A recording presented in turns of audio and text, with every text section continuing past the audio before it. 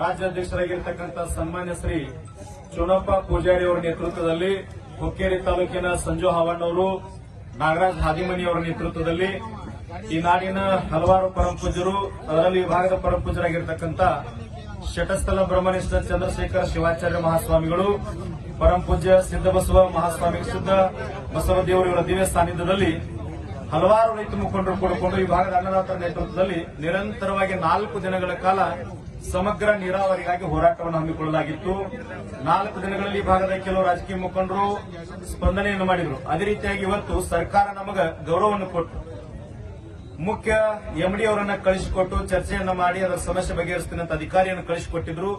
ಅದರ ಮೂಲಕವಾಗಿ ಎಲ್ಲ ಸಮಗ್ರವಾಗಿ 1-2 ಗಂಟೆಗಳ ಕಾಲ ಚರ್ಚೆಯನ್ನು ಮಾಡಿ ಎಸ್ಪಿ ಅವರ ನೇತೃತ್ವದಲ್ಲಿ ಎಲ್ಲ ನೀರಾವರಿ ಅಧಿಕಾರಿಗಳ ನೇತೃತ್ವದಲ್ಲಿ ಚರ್ಚೆಯನ್ನು ಮಾಡಿ 5 ರಿಂದ 6 ಯೋಜನೆಗಳನ್ನ 1 ರಿಂದ 1.5 ತಿಂಗಳೊಳಗೆ ನಾನು ಪ್ರಾರಂಭ ಮಾಡ್ತೀನಿ. ಏನೇ ಸಮಸ್ಯೆ ಇದ್ರೂ ಬಗೆಹರಿಸಿಕೊಂಡು ಸರ್ಕಾರ ಮಟ್ಟದೊಳಗೆ ಚರ್ಚೆ ಮಾಡಿಕೊಂಡು 6 ಯೋಜನೆಗಳನ್ನು ಬಗೆಹರಿಸ್ತೀನಿ.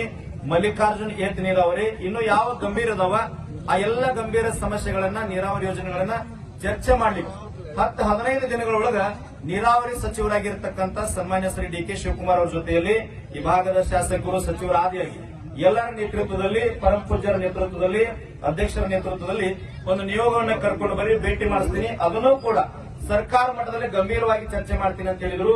60 ವರ್ಷಗಳಿಂದ ನೆನೆಗುದಿಗೆ ಬಿದ್ದಿರತಕ್ಕಂಥ ಯೋಜನೆಗಳನ್ನ ರೈತ ಸಂಘ 4 ದಿನಗಳಲ್ಲಿ ಈ ಭಾಗದಲ್ಲಿ ಜನರ ಜೊತೆಗೆ ಅವರ ಕಣ್ಣೀರಿನ ಜೊತೆ ಸ್ಪಂದನೆಯನ್ನು ಮಾಡಿ ಹೋರಾಟವನ್ನು ಮಾಡಿ ಒಂದು ಗೆಲುವಾಗಿದೆ ಅಂತ ನಾನು ಹೆಮ್ಮೆಯಿಂದ ಹೇಳ್ತೀನಿ.